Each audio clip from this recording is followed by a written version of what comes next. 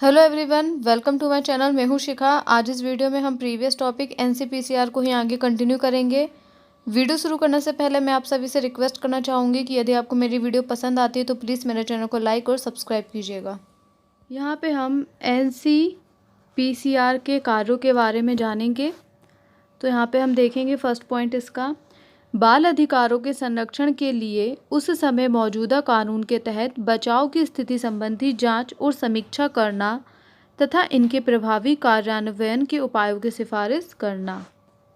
Next point है, इन रक्षात्मक उपायों की कार्यशैली पर प्रतिवर्ष और ऐसे अन्य अंतरालों पर केंद्र सरकार के समक्ष रिपोर्ट प्रस्तुत करना जिन्हें आयोग द्वारा उपयुक्त पाया जाए। नेक्स्ट पॉइंट है, उक्त मामलों में बाल अधिकारों के उल्लंघन की जांच करना और कार्यवाही के संबंध में सिफारिश करना। नेक्स्ट पॉइंट, उन सभी कारकों की जांच करना जो आतंकवाद, सांप्रदायिक हिंसा, दंगों, प्राकृतिक आपदाओं, घरेलू हिंसा, HIV एड्स, अनैतिक व्यवहार, दुर्व्यवहार, यंत्रणा और शोषण, अश्लील चित्रण तथा वेश्यावृत्ति से प्रभावित बाल अधिकारों का लाभ उठाने का निषेध करते हैं तथा उपयुक्त सुधारात्मक उपायों की सिफारिश करना। नेक्स्ट है, अन्य अंतर्राष्ट्रीय समझौतों और समाधानों का अध्ययन करना तथा मौजूदा नीतियों, कार्यक्रमों एवं बाल अधिकारों पर अन्य गतिविधियों की आवधिक समीक्षा करना तथा बच्चों के सर्वोत्तम हित में इनके प्रभावी कार्यान्वयन के लिए सिफारिशें करना। नेक्स्ट पॉइंट है, बाल अधिकारों के क्षेत्र में अनुसंधान करना और इस संबंध में जागरूकता फैलाना। नेक्स्ट है, किशोर संरक्षण गृह या निवास के अन्य किसी स्थान बच्चों के लिए बनाए गए संस्थान का निरीक्षण करना या निरीक्षण करवाना। ऐसे संस्थान जो केंद्र सरकार या किसी राज्य सरकार या किसी अन्य प्राधिकरण के अधीन हैं। इनमें किसी सामाजिक संगठन द्वारा चलाए जाने वाले संस्थान भी शामिल हैं जहां बच्चों को इलाज, सुधार या संरक्षण के प्रायोजनों से रखा या रोका जाता है तथा इनके संबंध में आवश्यक सुधारात्मक कार्यवाही करना। नेक्स्ट पॉइंट है, इस संबंध में प्राप्त शिकायतों की जांच करना और निम्नलिखित मुद्दों से संबंधित मामलों की स्वप्रेरणा से जानकारी लेना। तो ये कौन से मुद्दे हैं? ये हैं बाल अधिकारों से वंचित रहना और उल्लंघन, वंचित रखना, बाल अधिकारों से वंचित रखना और उल्लंघन, बच्चों के संरक्षण और विकास के लिए बनाए गए कानूनों का कार्यान्वयन नहीं करना, नीति निर्णयों, दिशा निर्देशों या कठिनाई के समन पर लक्षित अनुदेशों का गैर अनुपालन और बच्चों का कल्याण सुनिश्चित करना। तो ये थे एनसीपीसीआर के कार्य। आयोग की शक्तियाँ। जब आयोग किसी कार्य की जांच पड़ताल करता है या किसी शिकायत की जांच करता है तो उसे दीवानी न्यायालय की शक्तियाँ प्राप्त होती हैं। दीवानी न्यायालय के रूप में आयोग को निम्नलिखित शक्तियाँ प्राप्त हैं। फर्स्ट है, भारत के किसी विभाग से किसी व्यक्ति को समन करना और हाजिर कराना तथा शपथ पत्र पर उसकी परीक्षा करना।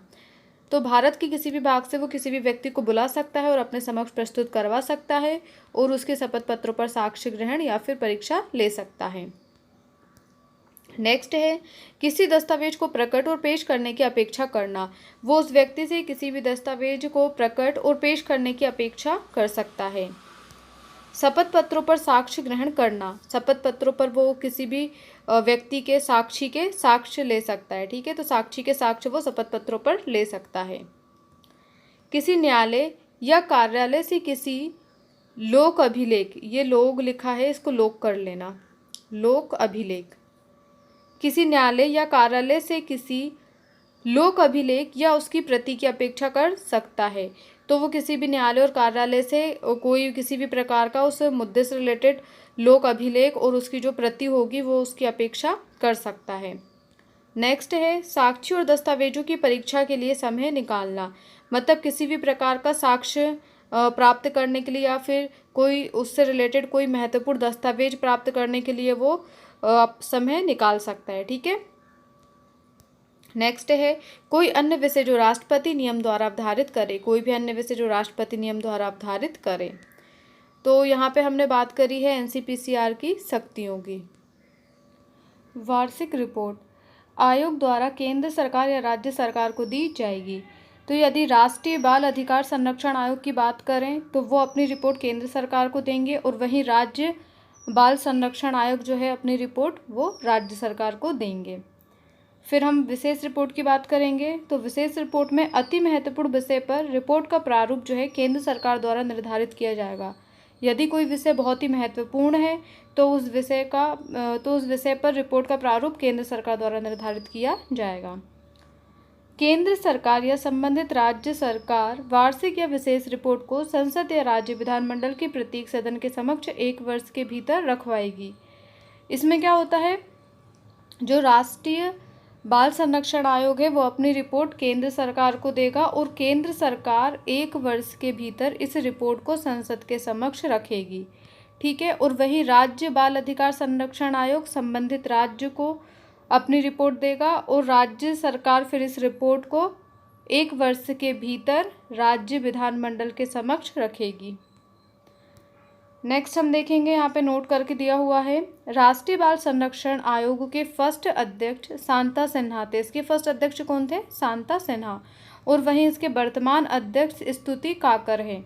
मध्य प्रदेश बाल संरक्षण आयोग के वर्तमान अध्यक्ष राघवेंद्र शर्मा हैं। देखिए, अध्यक्ष हमेशा चेंज होते रहते हैं, तो आप जब भी आप नोट्स बनाएं तो एक बार गूगल सर्च करके देख लीजिएगा कि प्रेजेंट में अध्यक्ष कौन है। इसी के साथ आज हमारा ये टॉपिक यहीं पर कंप्लीट होता है।